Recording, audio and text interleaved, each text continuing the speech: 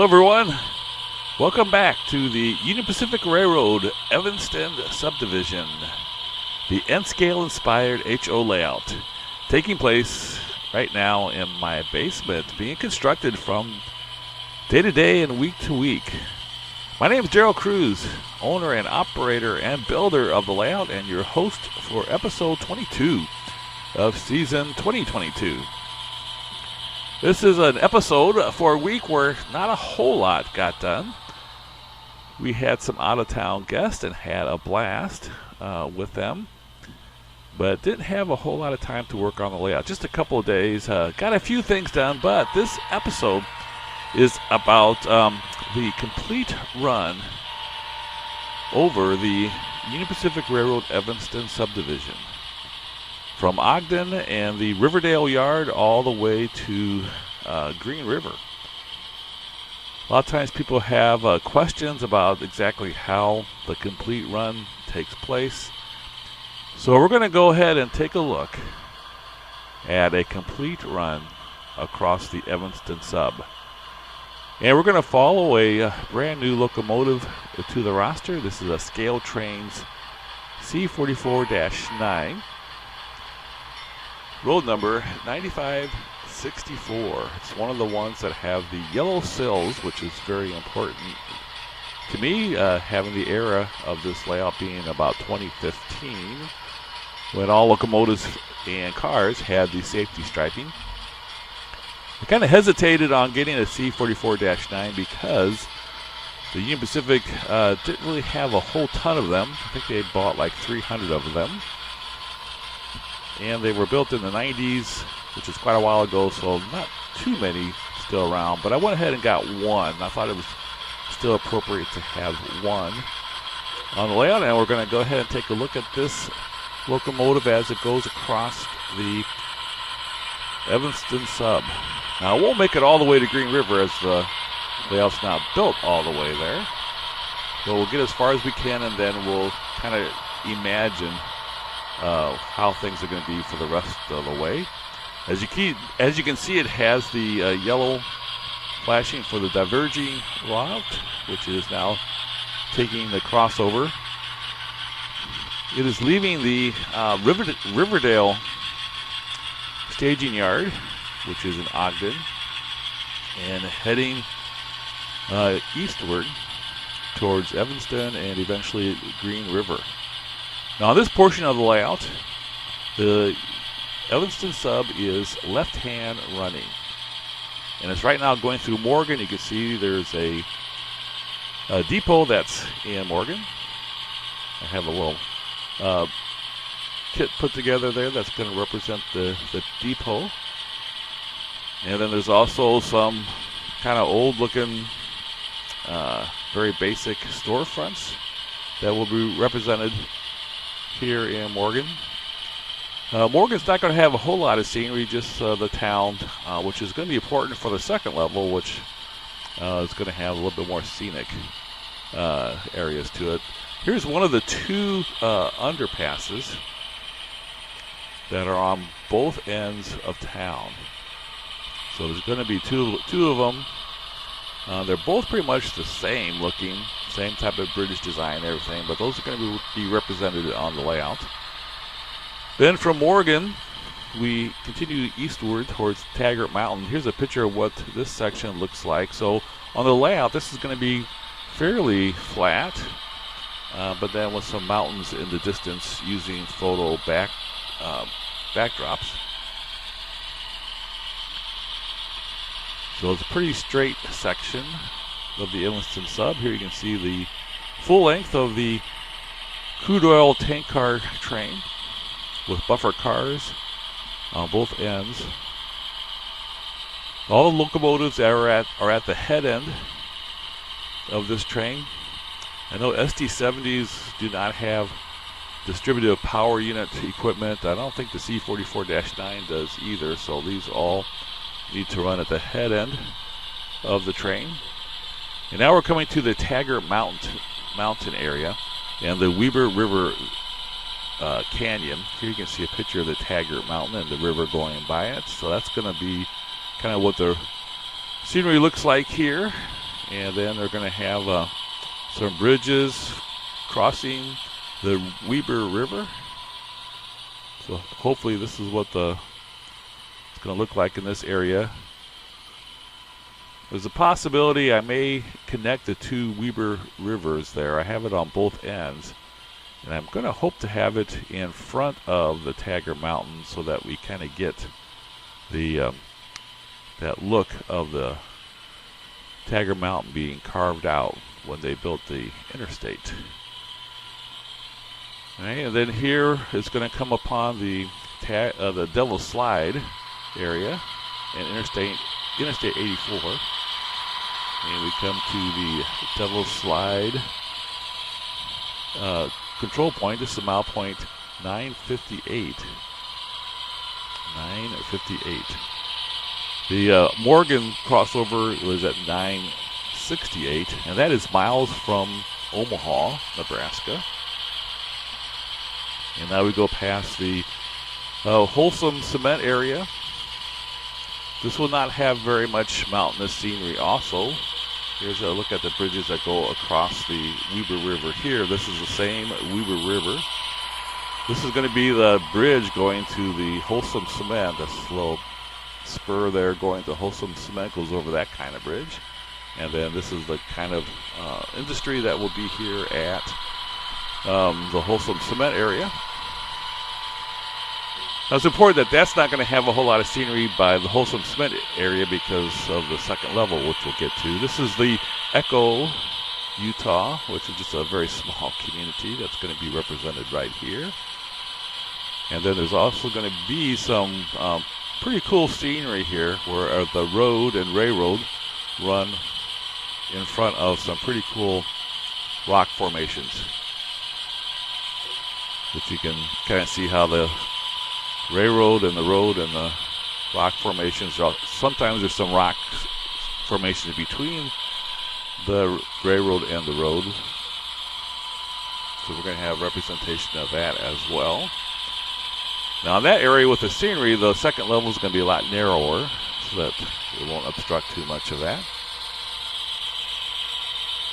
And now we come to another control point at Emory, Utah.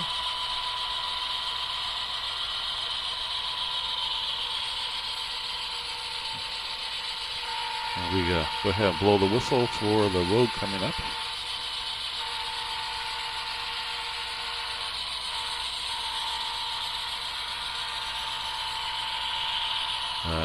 Emory is at milepost 943. So as we go eastward, the milepost numbers get smaller. This is the Castle Rock area where I do have some scenery completed. Some basic scenery. Still have to ballast the tracks and add a lot of scenic details. Want to put in some pretty detailed trees in, although there's not very many trees in this area.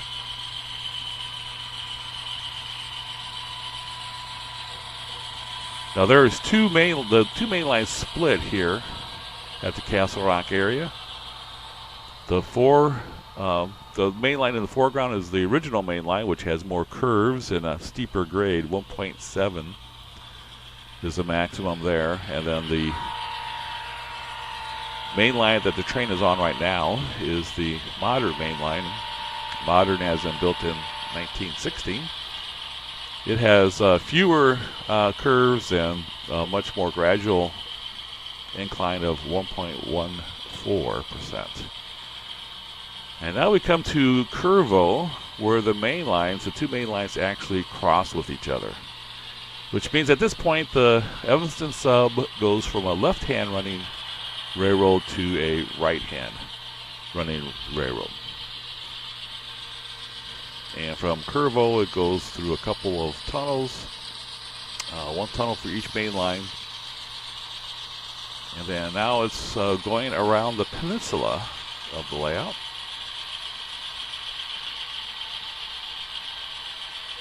And you can kind of see where the tunnels are, where I have some tunnel portals. Some are the actual tunnel portals that are going to be used. Some are just cardboard mock-ups. This curve is like 60 inches. Take that back. I think it's more in the 50s range. The entire peninsula is like 9 feet wide. So it actually looks pretty good for a turn-back curve. It's one of the bad things about peninsulas is the trains don't always look that realistic, making a complete 180-degree turn. But this is 9 feet wide, so it looks pretty good. Pretty broad, sweeping curve. Also looks pretty cool with the two different elevations of the main lines. And now we complete the Wasatch grade up to the Wasatch summit. So this is an area that's going to kind of represent what you see on the corner picture there, where you have the modern main line catching up to the same level as the original main line, then coming together at Wasatch. And as you can see, we do have a green light to continue, and we are right-hand running still. And it stays right-hand running all the way to Green River.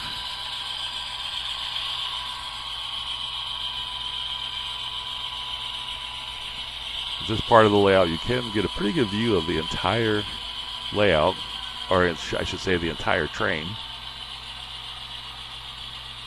as it goes through Wasatch.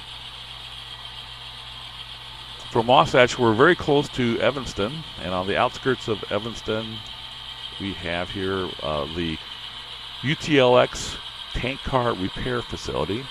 So that flat plywood there is going to be a 3-track yard and a couple of spur tracks for the UTLX tank car repair facility. So that's going to be a pretty extensive area there that can generate a lot of operating possibilities.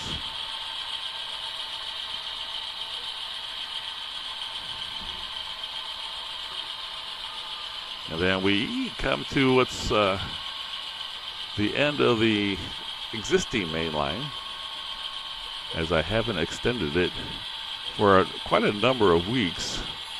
Spent 3 weeks building the Helix, and then this last week entertaining some out-of-town guests, and I did get some bench work done, but no more track. Hopefully that will be rectified in this coming week.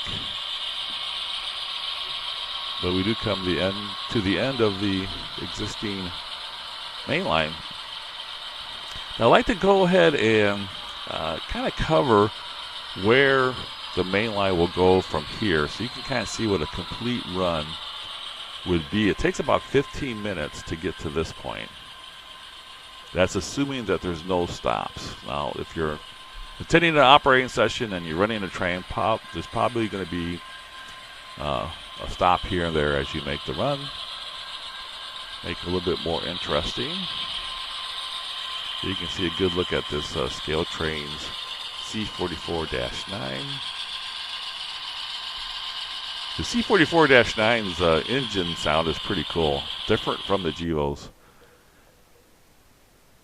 And of course different from the EMD. It's kind of cool to listen to this with the EMD sound plus the C44-9 sound.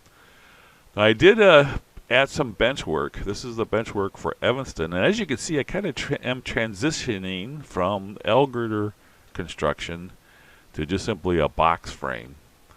And the reason why I'm doing that is because Evanston's going to be pretty much flat. It's the yard.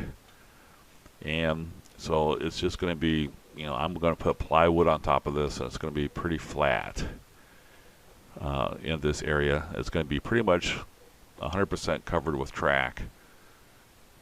And there's going to be also an engine facility and a car shops for some switching opportunities. So there's the Scale Trains box for this the C44-9. All right, so right here where this pole is kind of where the throat, one end of the throat is going to be. So on this section here, it's 25 inches wide at the maximum there. There's going to be 2 mainline tracks and then the yard tracks. Having the Evanston there means a path under the layout to go to the Helix is going to be a little bit longer. I bumped my head a number of times already, not forgetting that there's an extra extension. Now the box frame is going to actually come to about right here, and it's going to get narrower to where it's about 10 inches wide, and then from here it's going to curve around and go over the staging yard and right through that little gap between the stairwell and the furnace. There is enough room there to get 2 tracks, enough clearance. It'll be a straight away, so I won't have to worry about any curvature. So it's going to come through the wall right here, just to the right of that sign, and then it's going to go along the wall here. And at this point, it's going to be about 65 inches here in the corner. So it's going to be a good 20-inch track separation. And it's going to only be 10 inches wide, except right here, it's going to be a little bit wider because I'm going to have the Aspen Tunnels. Just east of Evanston are the ultimate Aspen Tunnels, and so that's going to go right there in that corner. So it's going to be a little bit wider than 10 inches. Then all along here, it's going to be just a 10-inch wide second level, about 20-inch track separation. So it's going to go pretty much on top of that hardboard backdrop there.